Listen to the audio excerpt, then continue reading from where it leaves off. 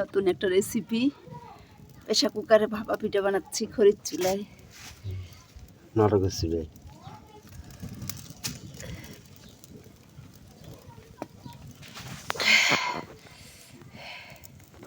এই দেখেন আমাদের ভাপা পিঠা হয়ে গেছে।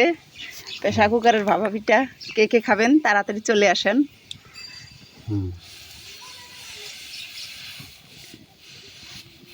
খুব ইজি, আপনি খুব তাড়াতাড়ি আটা মাখা রেডি করে দিয়ে দিবেন, বাস 1 মিনিটের ভাপা পিঠা দিলাম আর হয়ে গেল। দেখছেন কত সুন্দর 2টা ভাপা পিঠা হয়ে গেছে আমাদের। তাড়াতাড়ি আসেন, তাড়াতাড়ি কে কে খাবেন খুব তাড়াতাড়ি আসেন। ধরো তো আবার দেই আমি। এই দেখেন আমি দিতেছি, আপনারা কিভাবে দিবেন। চাইলে আপনারা গুঁড়ো অ্যাড করতে পারেন। আগে নিচে এইভাবে হাত দিয়ে ধরবেন, নখ দিয়ে। আমি নখ দিয়ে ধরছি।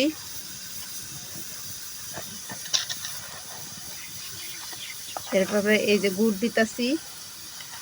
গুড় ছাড়া ভাপা পিঠা মজা লাগে। এই যে গুড় দিলাম, এই যে পরে দিলাম কয়েক চাউলের গুঁড়ি, চালের গুঁড়ি দিলাম। এই যে আমাদের ভাপা পিঠা দেখেন কিভাবে উঠতেছে, দেখি কিভাবে উঠতেছে।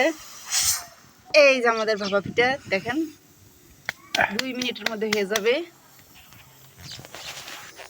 কে কে খাইতে চান তাড়াতাড়ি আমাদের ভাপা পিঠা খাওয়ার জন্য রংপুর প্রাণনাথপুর গ্রামে চলে আসেন।